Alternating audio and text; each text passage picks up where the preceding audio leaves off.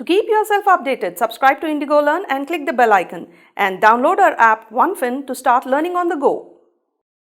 Moving on to the next part of the company audit, that is, we now take up section 141, which is going to talk about eligibility, qualification and disqualification of the auditor. Now first we'll talk about section 141 subsection 1 and 2. And section 141 subsection 3 will talk about disqualification. So first we'll discuss about qualification and the eligibility, which will be covered by section 141 subsection 1 and 2. Now understand, it is only a chartered accountant who is eligible to be appointed as the auditor of the company. So the eligibility is quite known to us, that unless you are a chartered accountant, you will not be the auditor of a company. Alright, now. Second, for the purpose of qualification, understand that to become the auditor of a company, two possible ways in which you could be. You can be an individual or you could be a firm. Individual, firm. When you talk about firm in the company audit, firm also includes limited liability partnership, that is LLP. Alright, now, when you talk about an individual who is a chartered accountant holding a certificate of practice will be qualified for appointment as an auditor of a company. Alright, then, when you talk about a firm, whether it is partnership, whether it is LLP, both are covered for the purpose of firm. So this particular partnership firm or LLP could get an audit in their name if suppose the majority of the partners are qualified for the purpose of acting as the auditor. That means majority of the partners of the firm are qualified to be appointed as the auditor. What do you mean by this? Now let us take the example of a partnership firm. Now partnership firm, suppose it is having 10 partners. The rule is here that the majority of the partners practicing in India shall be qualified for appointment. That means out of 10, majority is more than 5. So minimum 6 of them should be qualified to be appointed as the auditor of the company. That means they should be chartered accountants holding certificate of practice. Majority of them. Alright. Now, this firm which has a majority of the partners who are chartered accountants holding certificate of practice, whom we call to be qualified to be appointed, then in that case, this firm will be eligible or will be qualified to get the audit in the name of the firm. So suppose the name of this firm is ABC and Company. So this firm which has the majority of the partners qualified for appointment will be able to get the audit in name of the firm, that is ABC and Company can do the audit of the respective companies. Alright, now other way to understand this is, out of 10 partners, suppose there could be a possibility that 6 partners are chartered accountants, 5 are chartered accountants having a certificate of practice, 1 is a chartered accountant without a COP. Another is CS, one could be a cost accountant, other 2 could be some other professionals. So altogether there are 10 partners with a different diversified professionals that they have. Alright, 5 CS having COP. So are they qualified to be appointed as the auditors? Yes. But do they form the majority? No. That means in this case, this firm will be disqualified for appointment as the auditor of the company. That means the company cannot give this firm the audit in the name of the firm. That means ABC and Company cannot take the audit in the name of ABC and Company. Alright. So the concept here is, you require to have majority of the partners who are practicing in India to be qualified as what? Appointed as the auditors. So they should be chartered accountants holding a valid certificate of practice. The same applies to LLP. In LLP also we say, because LLPs are firms which are eligible for appointment or qualified for appointment, there also it is the same, that the majority of the partners should be practicing in India and they are qualified for appointment. Got it? But one more thing to be kept in mind is, in my example where I told you about the 10 different partners, let us take the example that there are 7 partners who are qualified for appointment. That means they are CAs holding certificate of practice. The other 2 could be company secretaries, one is a cost accountant. Now tell me, is there a possibility that If this firm has got the audit, which is correct, they can get because majority of the partners are qualified for appointment. Suppose if they are appointed as the auditors, can the company secretary tell, this year I will do the audit, this year I will carry out the audit, conduct the audit, sign the audit report, take up the procedures given by the standards? Can they act as the auditor for the company? The answer is no. Along with the criteria that the majority of the partners should be qualified for appointment, also it is said that only those partners who are eligible and qualified will be able to act on behalf of the firm. That means they will be doing the audit on behalf of the firm. So in my example, those 7 chartered accountants who are holding the certificate of practice, only they can act and sign the audit report on behalf of the firm. The company secretary, the cost accountant, though they are partners, will they be able to take up the audit procedures or they can conduct the audit? The answer is no. The firm is qualified. The firm will get the audit in its name, but not all the partners can perform the audit. Only those who are qualified for appointment as the auditors, only those will be allowed to act and sign on the audit report on behalf of the firm. So in my example, the 7 partners who are CAs having a COP, only those will be allowed to act and sign the audit report on behalf of the firm. The company secretary, the cost accountant, these, even though they are partners, they cannot act and sign on behalf of the firm. So basically, this is the eligibility qualification that is required for the purpose of doing the audit. Alright, so eligibility, compulsory a chartered accountant. When you talk about qualification, we bifurcate as individuals and firms. In individuals, we say what? A chartered accountant holding a certificate of practice. Individuals, majority of the partners practicing in India, okay, and they should be qualified for appointment. And in that case, only those partners who are qualified will be acting on behalf of the firm, will be signing the audit reports. Alright, so that is section 141, subsection 1 and 2, which is talking about eligibility and qualification. Now, moving on to the next one, we talk about disqualification. This becomes one of the major discussions, one of the most important discussions that you have for the purpose of this topic. That is, who are disqualified to become the auditor of the company. Alright, so that we are going to discuss through the Rule 10 of the Companies Audit and Auditors Rule 2014. So this Rule 10 is going to give a clear detail about who are those who will be disqualified to be appointed as the auditor. And this entire discussion happens through the section 141, subsection 3. So the first disqualification that we talk about is regarding a body corporate. A body corporate other than an LLP incorporated under the LLP Act 2008 will be disqualified to be the auditor of a company. Now, what do you mean by this? You all understand the definition of the word body corporate. So what is body corporate? A company which is incorporated under the Companies Act 2013, correct? Or any law for timing and force, that's the previous company's law, correct? So the Indian company, companies incorporated outside India, foreign companies, foreign LLPs and Indian LLP which are incorporated under the LLP Act 2008, correct? So these are the body corporates that we understand, or the bodies corporate that we understand.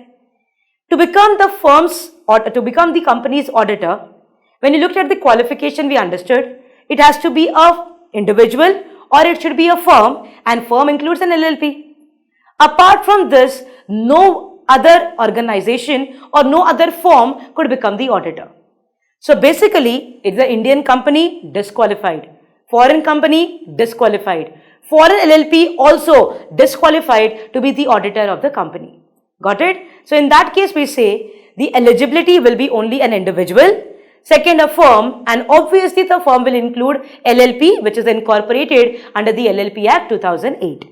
Alright, and that is the reason we see PwC, we see Deloitte. Okay, these are the LLPs which are doing the audits of the company, and they are body corporates. But are they qualified for appointment? Are they doing the audits? Yes, because they fall in the bracket of, that means they are not disqualified for the purpose of conducting the audit of company. Got it? So that is what a body corporate other than LLP under the LLP Act 2008. So Indian LLPs are very well qualified to be the auditors of the company.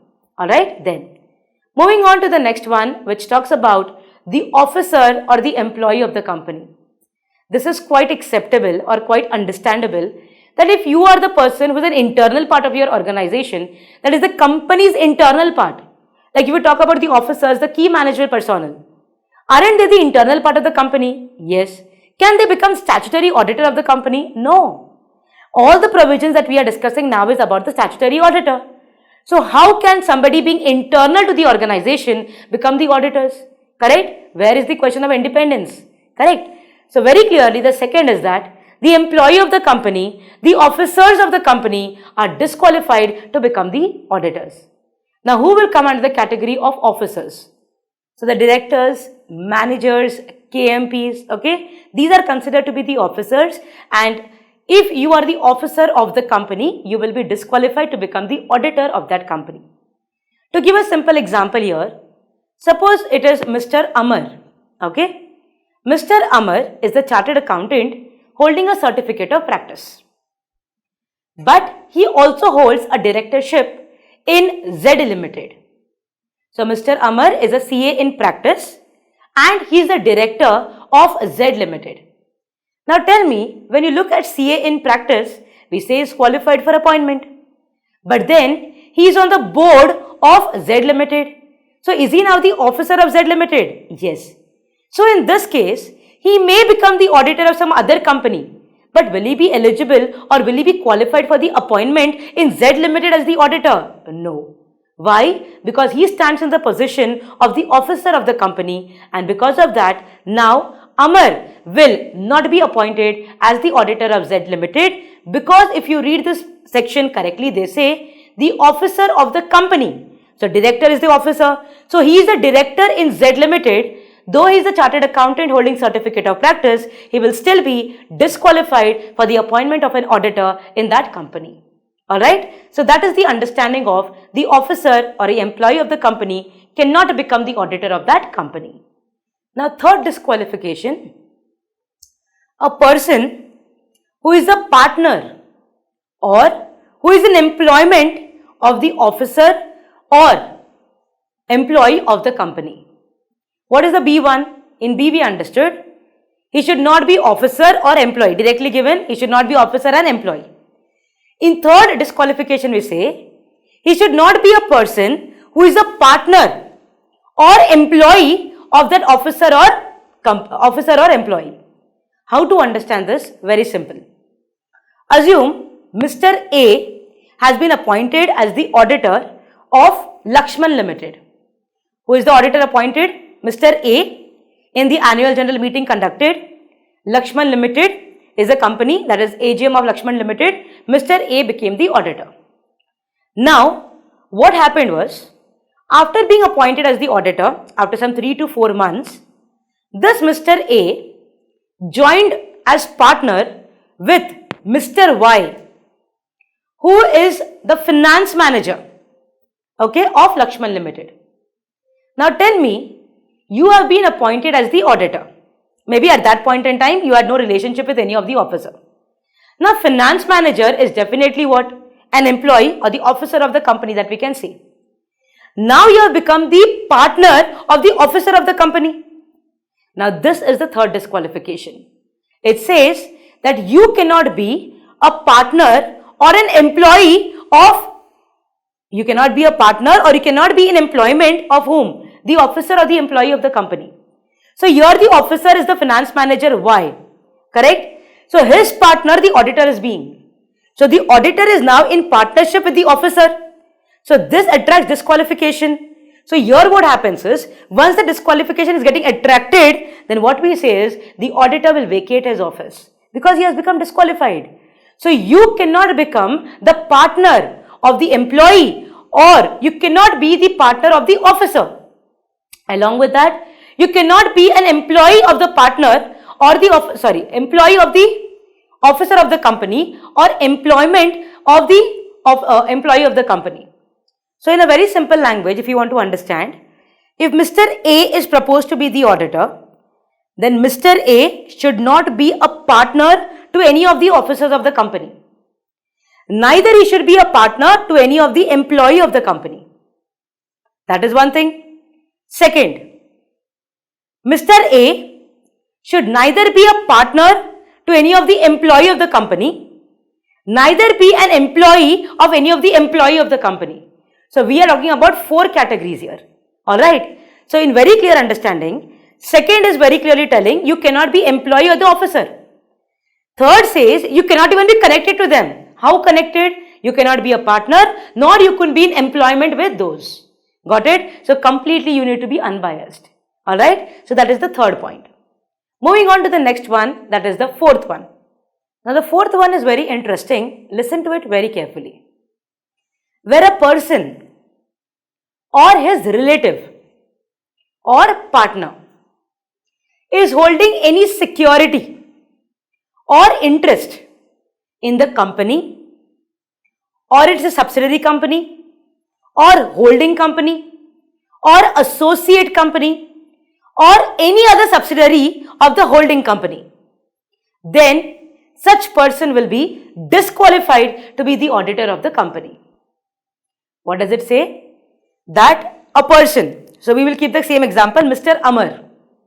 Mr. Amar or his relative or his partner, if they hold any security or interest, security could be in the form of investment in shares, debentures, bonds, mutual funds, anything, okay, either of the company or holding or subsidiary or associate or any other subsidiary of the holding company, then in that case, Mr. Amar will be disqualified to become the auditor of the company.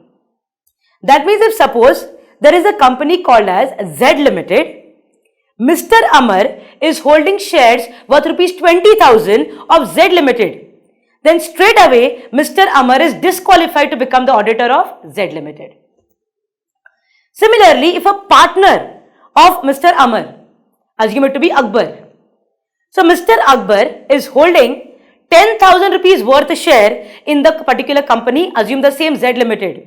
Even then, Mr. Amar will be disqualified to be the auditor of Z Limited. Now comes to relative. Who is a relative? We'll have a discussion in detail because relative has a very clear understanding. We have section 2 clause 77 which talks about the definition of relative, and that is the only relative that we talk about. Otherwise in India, we know who are relatives. Everybody is considered to be close or far relative. But that is not the kind of relationship that we disclose here. Here we talk about a relative properly defined by section 2 clause 77 of the Companies Act. Alright, now relative can hold, exception is given here, a relative can hold shares up to a face value of rupees 1 lakh in the company. That means a relative can actually hold shares worth rupees 1 lakh, not the market price but the face value. Basic idea what we said, that the person Mr. Amar, his partner Akbar or relative should not hold any security or interest in the company and its components, correct? But some exception is given to the relative. What is it given? That relative can hold securities in the company, not the components, in the company up to what amount? 1 lakh, but 1 lakh is the face value, not the market price of the securities. So you will be allowed. That means up to 1 lakh if the relative is going to hold. For example, if the father of Mr. Amar is going to hold securities in a Z Limited up to rupees 1 lakh face value, then Amar is still qualified to become the auditor of Z Limited. Correct? But sometimes there could be a possibility that the relative could hold more than that. There could be a possibility that the relative could now acquire more than what is permitted limit. Understand? Relative, sometime after you get appointment of the auditor, there could go something wrong. So to take an advantage, he knows that if I take the security in the company, he would lose his auditor, he would lose his audit. Correct? So in that case, there could be a possibility the relative would try to acquire more number of shares of the company, thereby try to disqualify you to become the auditor. Correct?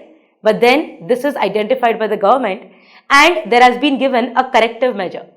So what happens is, if suppose the relative takes the shares of more than 1 lakh face value, okay, by acquisition it so happens that the amount is crossing 1 lakh, then a 60 period timeline is given to take the corrective action.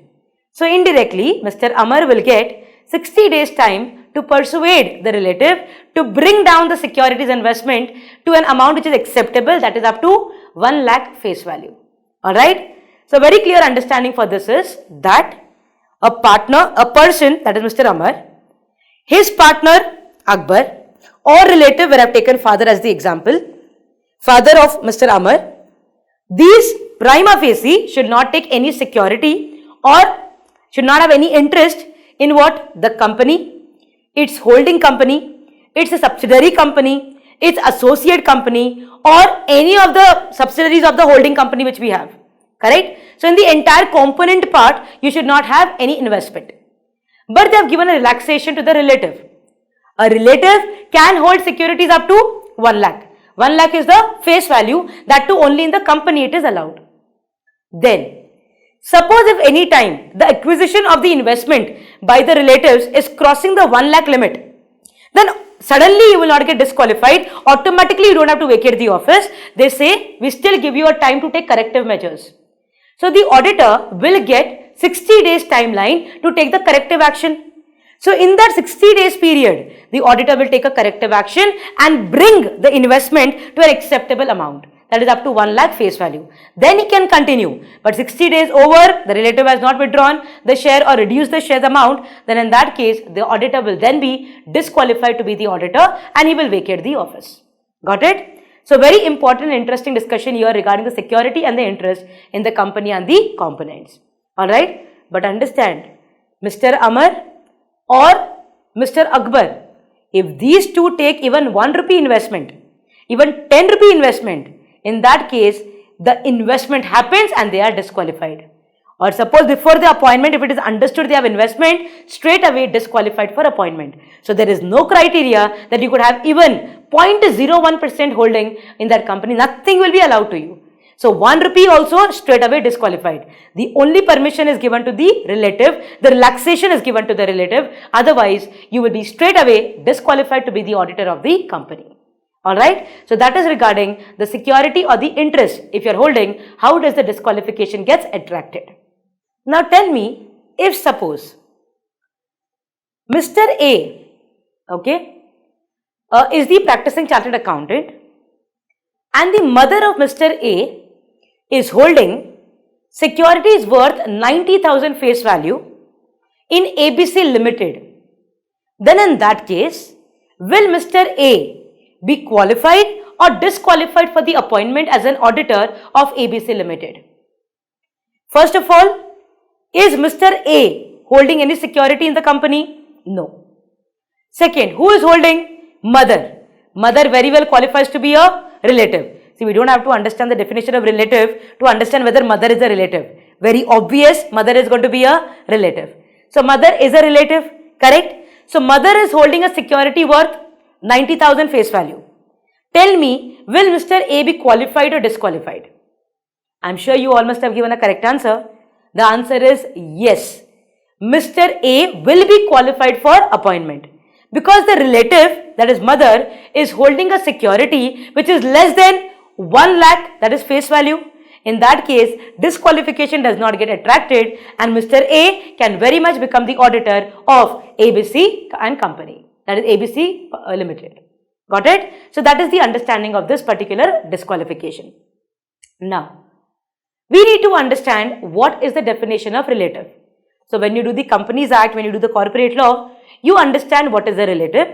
Same definition is picked up here, okay, because we are in the Companies Act, we are doing section 141 of the Companies Act. So who is a relative? Here a relative we talk about is the clear list given and those only would be considered to be relatives.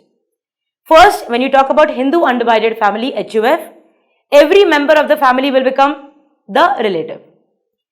Second, when you talk about husband and wife, that is spouse is obviously going to be a relative. Apart from that, there have been, which are given in the rules, that is the company's rules, prescribe the other relatives. So there the list has been given. So the list is father including the stepfather, mother including stepmother. Third, you talk about is son including stepson, son's wife.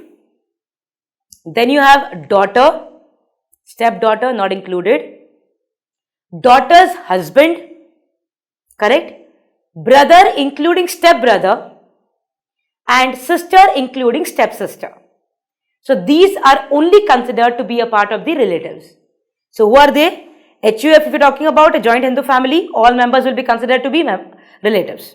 Spouse, obviously, undoubtedly, husband and wife are relatives. Apart from them, we take father including stepfather, mother including stepmother, brother son including stepson, son's wife, daughter where stepdaughter is not included, daughter's husband, brother including stepbrother, sister including stepsister. So only these are considered to be the part of relative, and the securities and the interest held by these only will be considered by the auditor when he is checking for the attraction of disqualification under this particular section. Alright, moving on to the next one. So for a quick recap, first we looked into the disqualification of the body corporates, but other than LLP under the LLP Act 2008. Second, officer or the employee of the company. Third, partner or the employee of the officer or the employee of the company. Fourth, whether a person, his relative or partner is holding any security or interest in the company or its components, but where relatives have been given an exemption, that is relaxation of holding up to face value of 1 lakh. And if they cross that limit, they will get a corrective action period for 60 days timeline. Alright. Moving on to the next one, that is about direct indebtedness. Now the next disqualification is where the person or his relative or a partner is indebted to the company or subsidiary of the company, holding of the company, or associate of the company, or subsidiary of the or any other subsidiary of the holding company. Alright, for an amount in excess of 5 lakh rupees. That means Mr. Amar is the person who has taken a loan from ABC Limited. Now in this case, Mr. Amar is indebted to ABC Limited, correct? Now in this case, you have a threshold given, an amount which is given. So if the indebtedness is above 5 lakhs, then in that case, Amar will be disqualified to be appointed as the auditor of ABC Limited. So your indebtedness means you owe money to the company. Not only the company, it is company and all the components that we talk about. What is components? Company, holding, subsidiary, associate, any other subsidiary of the holding company. That is the entire layer that we talk about. Correct? So to them we are indebted to an amount which is crossing how much? 5 lakhs. And not only that person, his relative or the partner, anybody who owes money to the company or its components for an amount exceeding rupees 5 lakh directly. So direct indebtedness is what? That you owe money to the company or its components and the amount is exceeding 5 lakhs. Students have to be alert in the examination. You should understand 5 lakh 1 rupee will attract the disqualification. Up to 5 lakh you are allowed, disqualification does not attract. So when you read, you have to read very carefully. It says in excess of 5 lakh. So if suppose if you're indebted for 3 lakhs, 4 lakh or even 5 lakh, you are still qualified. The disqualification actually begins from 5 lakh 1 rupee. Okay. So it is only in excess of 5 lakh. So who are the three categorization here? First, Mr. Amar. Second, Akbar again. Father, mother, what we talk about as relative. These are directly indebted to the company or any of the components, and the amount, okay, the amount that is involved is in excess of 5 lakh. Then in this case, Mr. Amar is disqualified to become the auditor of ABC Limited. Got it? Okay. That is called direct indebtedness. Next disqualification talks about indirect indebtedness. What is indirect? You have not taken loan. You are not directly indebted. Somebody else is indebted and you have given guarantee. Somebody else is indebted to the company or its components and you are giving what? Guarantee. So directly you are not responsible or directly you are not indebted, but you have given a guarantee to some third party. That third party is directly indebted to the company and you have given a guarantee for the repayment of that amount. Got it? In this case, this guarantee is considered to be indirect indebtedness. Here also the structure remains the same. Amar, that is the person, Akbar, partner or relative, mother, father, okay, or all this which are covered in that particular section. These have given a guarantee either to the company or any of the components for an amount exceeding rupees 1 lakh. For an amount exceeding rupees 1 lakh. So up to 1 lakh if guarantee you are giving, your relative is giving or your partner is giving to the company or its components, disqualification not attracted. As soon as the guarantee given by you crosses the threshold of 1 lakh, that is it becomes 1 lakh 1, disqualification attracted and you will not be the auditor of the company. So our example, the company is ABC Limited. So Mr. Amar will be disqualified to be the auditor of ABC Limited if Amar, Akbar, relative, any of these are going to give a guarantee to the company or any of its components for an amount exceeding 1 lakh rupees. Here also up to 1 lakh you are allowed. So the disqualification attraction begins from 1 lakh 1. So that you need to be very, very careful. Now, the next one talks about that the person or a firm which has business relationship with the company, its subsidiary, holding, associate, subsidiary of the holding company, any other subsidiary of the holding company, or also here one extra thing is included, subsidiary of the associate companies, then in that case you will be disqualified for appointment. That means what they are saying, that is the individual, that is the person or a firm, if they have business relationship with the company or its components, here one additional component added is what? Subsidiary of the associate company as well, then in that case you will be disqualified. Correct? Now, what is business relationship? Anything that is done on the commercial nature, the commercial basis, rendering of service in receipt of consideration, commercial in nature, that we call it to be what? A business relationship. Simple example, if suppose me as a chartered accountant, if I am rendering some financial services to the company, then obviously it is the kind of service which I am giving in the commercial nature.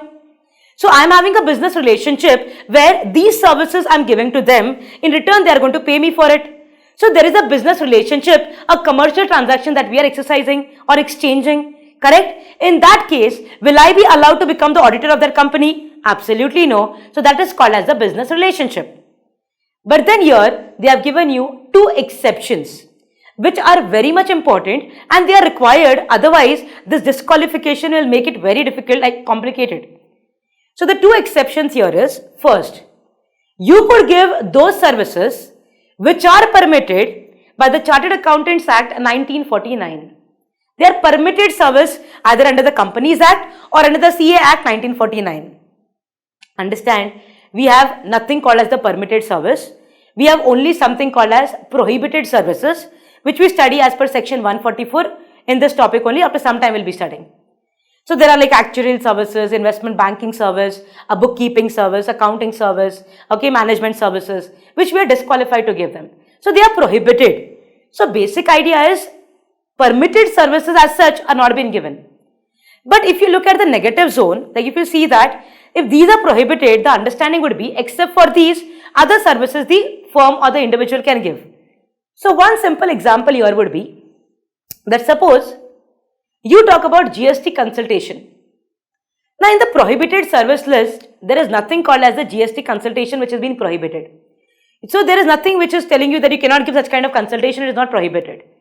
So since we don't have a list of which are permittable services, the understanding will be which are not prohibited are permissible, correct? So now this GST consultation which is considered to be permissible as per the CA Act 1949 or the Companies Act that we call, okay, now in this case, when I am giving a GST consultation service to the company, will I be disqualified to be the auditor? The answer is no. Because that is not coming in the disqualified list. That is not coming in the prohibited list. So that we will consider to be a permissible one. So this business relationship, okay, should be out of those activities which are permitted by the CA Act or the Companies Act, correct? So your GST consultation does not come anywhere as prohibited. So if I am giving that particular service, which is of commercial nature, it is a business relationship, I am getting money for it, I am getting 5 lakh rupees for this kind of consultation, even then, will I be able to become the auditor? The answer is yes. The meaning is, basic idea is, you should not have business relationship with that of the company and the components, including the subsidiary of the associate. But they have given some exceptional cases, where if you are giving those services which are permissible, then you will not be disqualified. So if you see, there is nothing which has been given as allowed services, but they have given you disallowed. That means prohibited services. So the classic example would be GST consultation. These are not prohibited. So if I am giving this, can I become the auditor? The answer is yes. Correct? So this comes under the exceptional case where if you are giving that service, though it is in commercial nature, but if it is permitted by the Companies Act or the Chartered Accountants Act and the rules and regulations made thereunder, then you can very much become the auditor of the company. So can you do GST consultation and be the auditor of the company at same point of time? The answer is yes. Got it? Then. Next, it talks about if you are having some kind of commercial transaction with the company, which is in the ordinary course of business of the company. And that should happen at arm's length price. Now what do you mean by this? Now tell me, only because you want to become the auditor of Tata, that is Taj Hotels, will you never have any billing done in Taj? That means the hotel Taj, if suppose you really want to become the auditor of that particular establishment, that industry, then in that case, are you never going to visit it? Never going to have any billing, any commercial transaction? No. Similarly, if suppose you want to become the auditor of Indigo Airlines, okay, SpiceJet or something like that, then in that case, will you never enter into any kind of, or you not take their service? Buying and selling of goods will not happen with them. Well, is that going to be there? No. Similarly, God forbid, but suppose if you want to get hospitalized for some reason, if you are required to get hospitalized, only because you want to become the auditor of Apollo hospitals, will you not get yourself admitted or take the service of Apollo? No. Because these companies, okay, these all companies that we spoke about now, the ordinary course of business is to render what? These kind of services, sale of goods and services. So the auditor, if he is taking these services, will not categorize them into the commercial nature, business relationship. But the condition is, it should happen at arm's length price. What is arm's length price? If suppose I was somebody who was absolutely not known to the particular company, at what price they would sell it to me, that same price should be even charged from the auditor also. That means unrelated buyer, unrelated seller, the price at which they are going to have the transaction done, that we call it to be ALP. So here also, when the auditor is going to take the services, he should not get something which is exorbitant discounts, some unreasonable discounts. He should also get only those discounts or those prices which are given to the regular customers. If that is the case, then we will consider it to be what? Allowed, will not be considered to be commercial nature. And if you take the products and services of them in the routine course of their business activities, then you will not be disqualified to be the auditor. Because very obvious here, because only because you want to take the Airtel connection. Okay, so only because you want to become the auditor of Airtel, okay, will you not ever take the Airtel connection and have the purchase and sale of those goods and say commercial transaction has been entered? Okay, obviously you will take the connections, obviously you would require it at one point in time, because of which, only because you want to become auditor, you are not going to take this, is not going to happen. So these are the ordinary course of activities, but the only thing that you have to remember is that it should be at arm's length price. If it is happening at unreasonable discounts, if it is happening free of cost, or if they are treating you separately than any other customer, then in that case, ALP is not there and therefore you will be disqualified to become the auditor.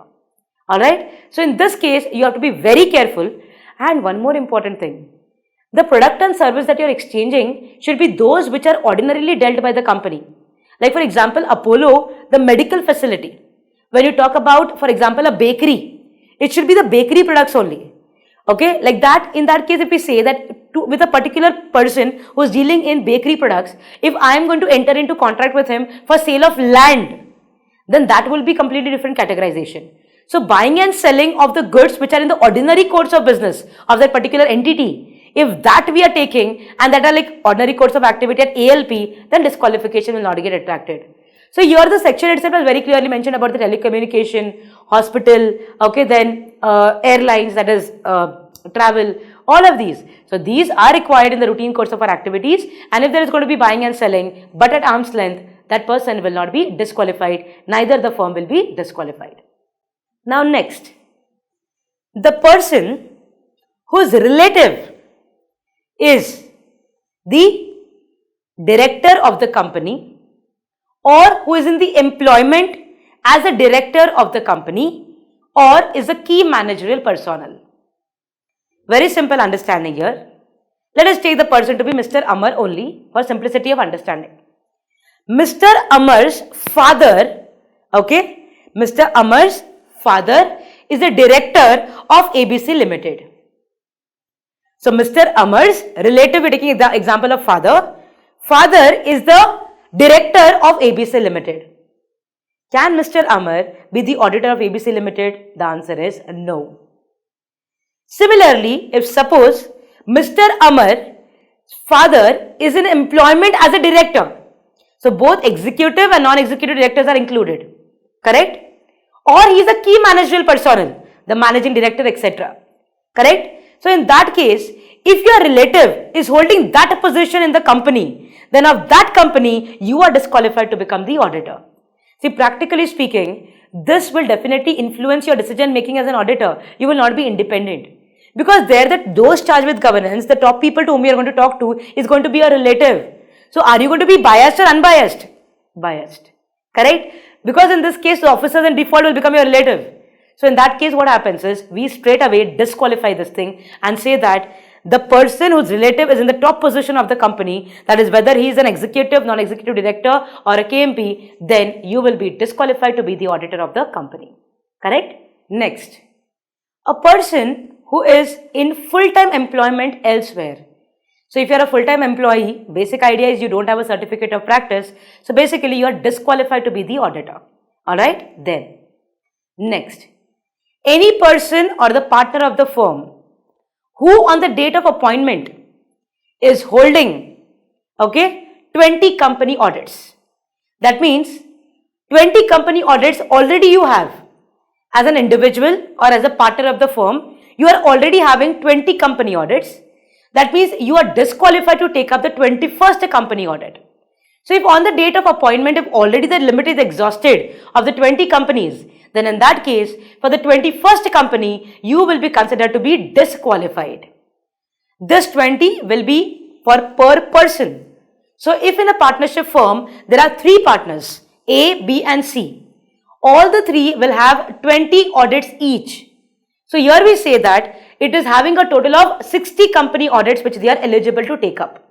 So suppose if every partner's 20 audit is limit is exhausted, then can they take the 21st one? The answer is no. For 21st one, they will be disqualified. But now one very important thing that you have to understand. Meaning is, here when you are doing the counting of the 20 company audits per individual, then in that case, there are few companies which you are going to totally eliminate in the counting of 20. That means you could have 40 company audits, but 20 should be what we are talking about, and those which we are going to discuss now will never be counted, and those could be the remaining 20. Alright? How do you mean? What do you mean by this? First one is one person company. So you could do the audit of any number of one person company. Any number. There is no restriction absolutely on how many OPCs audit you do. They will not be counted in the count of 20.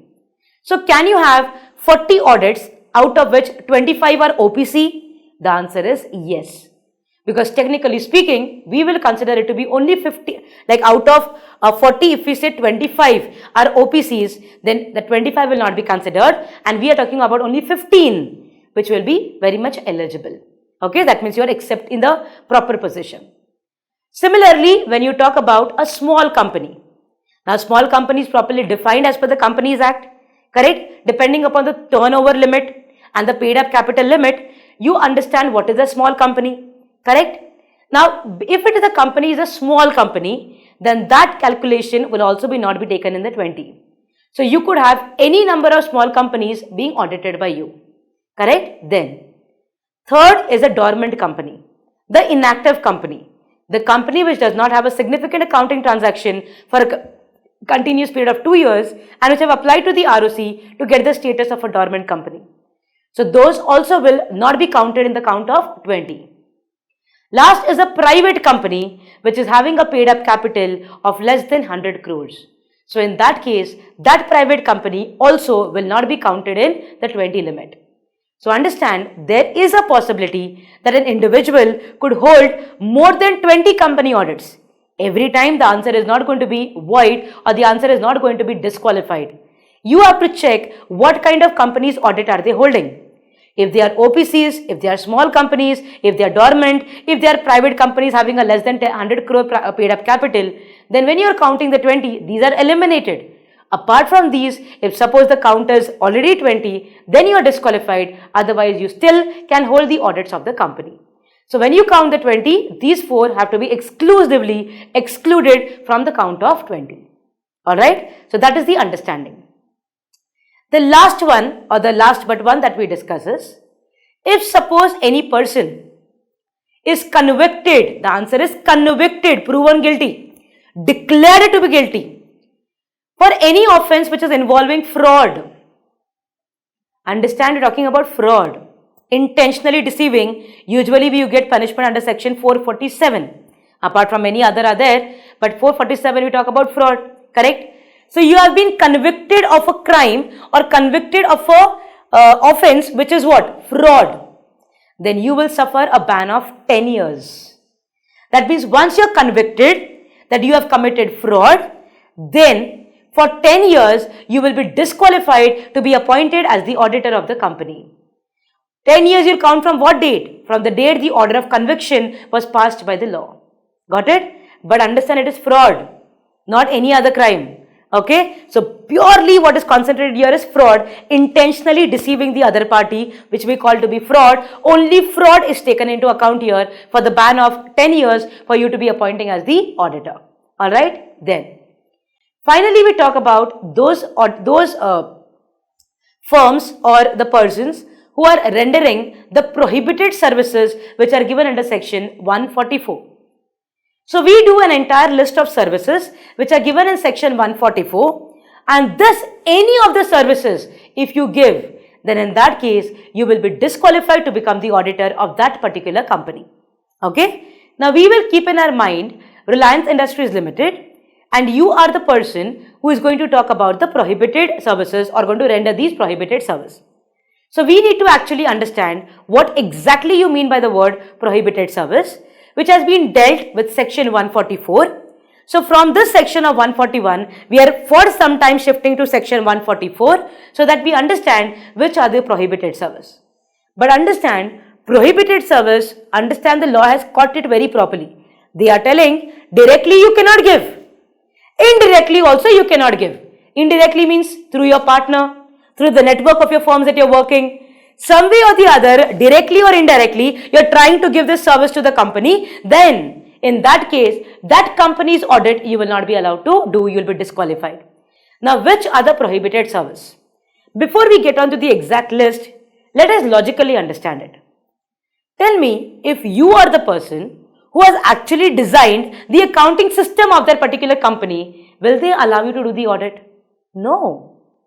Suppose if you are the person who is providing valuation services to the client, then the auditor is going to check the valuation only, right? Whether things have been valued correctly, accounted correctly or not. Will you be allowed to become the auditor? No. If you are providing bookkeeping services, you are maintaining their accounts, then do you think that you will be allowed to be the auditor of the company? No. Correct? If you are providing management services to them, correct? So in that case, will you be allowed to be the auditor? No.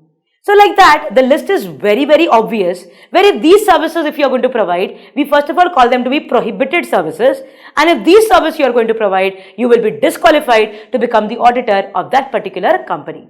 So which are the prohibited services? Let us understand one by one. So we are now in section 144, which is talking about the prohibited services which the auditor cannot give directly or even indirectly to that company. If he gives any of them, he will vacate the office he was already appointed, or he will be disqualified for the proposed appointment. So the first one is accounting and bookkeeping service. That is, obviously, if you are maintaining the books of accounts for them, if you are preparing the financial statements, how are you going to review your own work? So that is absolutely not allowed. So if you are providing bookkeeping service to them, accounting service to them, you will not be becoming the auditor. Alright? Then, next, internal audit. If you are the internal auditor of the company, internal part to whom you are reporting to the management, now in that case, you will not become the statutory auditor. Here the logic would be regarding independence. You are already internal part of the organization, okay? So in that case, you will not be permitted to become the statutory auditor, the external auditor. Third, we talk about you are assisting the company in their financial information system, or you're helping them in the making of the financial information system or establishing the financial information system. Means what? Companies use software for the purpose of maintaining their accounts. This software, how to design, how to implement, you are guiding them.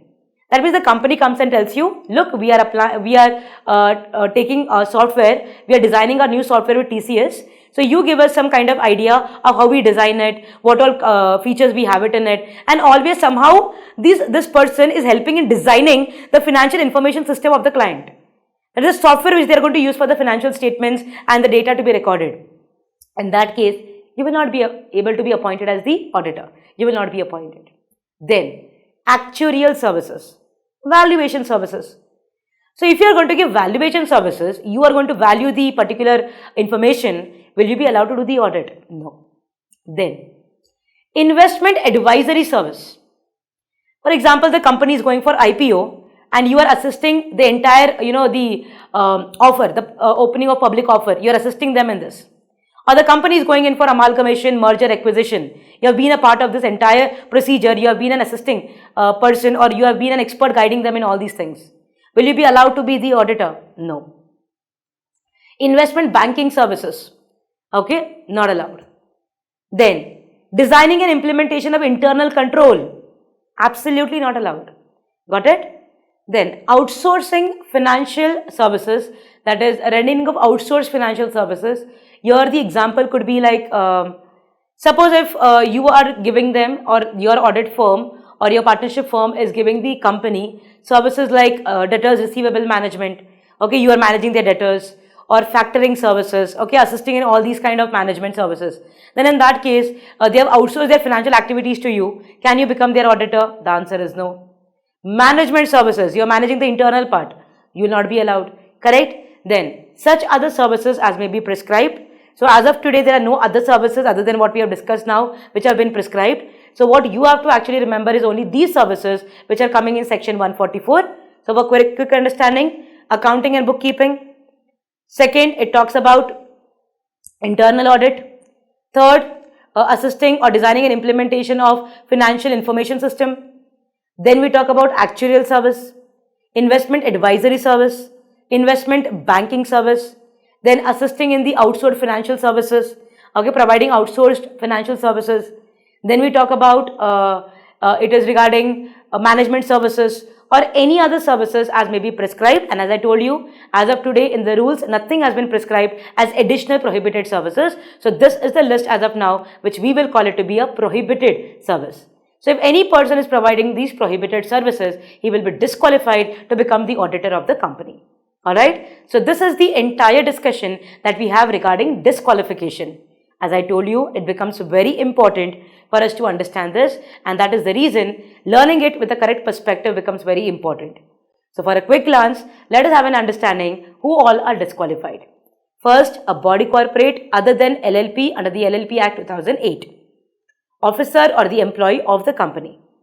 Then a partner or the employee of the officer or the employee of the company. Then we talk about holding any security in the company or its components.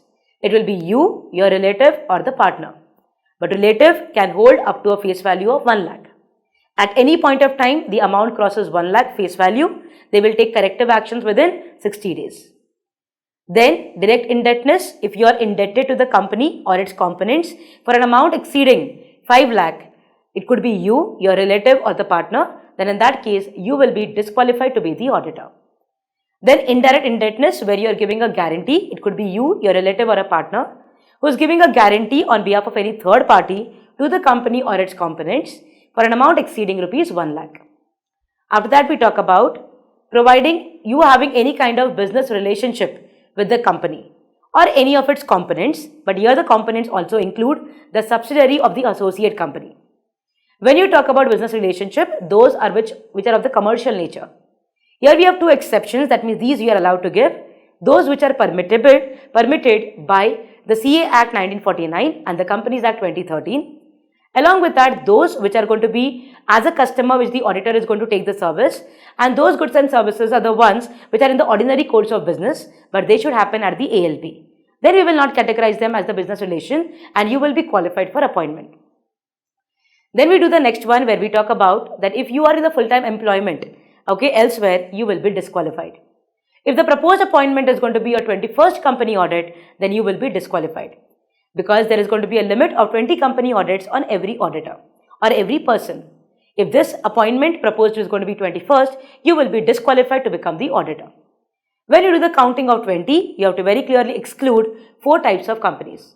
1. OPC, 2nd, small company, 3rd, dormant, and 4th, a private company having a paid up capital of less than rupees 100 crores.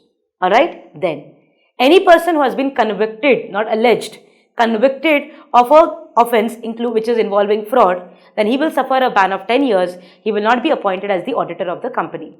And last, if any person is providing any of the prohibited services, then he will be disqualified to be appointed as the auditor of that company. Alright, now, one very important thing you need to understand here is, if suppose as on the date of appointment of the auditor, that means when the AGM was conducted and in the AGM you were appointed as the auditor, that time none of these disqualifications you have attracted. Okay, so maybe there is an ABC Finance Corporation and you have been audited, you have become the auditor of this particular company in the AGM. After 3 to 4 months, you have taken a kind of a loan from this ABC Finance Corporation or the ABC Finance Limited. Now tell me, you have become indebted to the company. Now in this case, you have attracted the disqualification. So the moment you attract the disqualification, you are automatically deemed to have vacated the office of the auditor. And this which you vacate the office, we call it to be a casual vacancy. That means this vacancy in the office of the auditor will be termed as a casual vacancy. And then obviously section 139 subsection 8 will follow for the filling up of the casual vacancy. So any time after the appointment also, if any disqualification is getting attracted, then there will be a vacancy arising in the office of the auditor, and this vacancy will be a casual vacancy, and the procedure of the casual vacancy for filling up of the auditor, that is the vacancy of the auditor, will become applicable. Alright, so this is all about section 141, where we discuss in detail about what? First, eligibility, that it should be a chartered accountant. Then qualification, which we talk about as an individual and a firm. Firm includes an LLP. And finally, we talk about disqualification, which have the entire list in detail. So with this, we close section 141, and along with it, we have also covered section 144, which talks about prohibited services, which are, if rendered by the auditor, will make him disqualified to become the auditor of the company.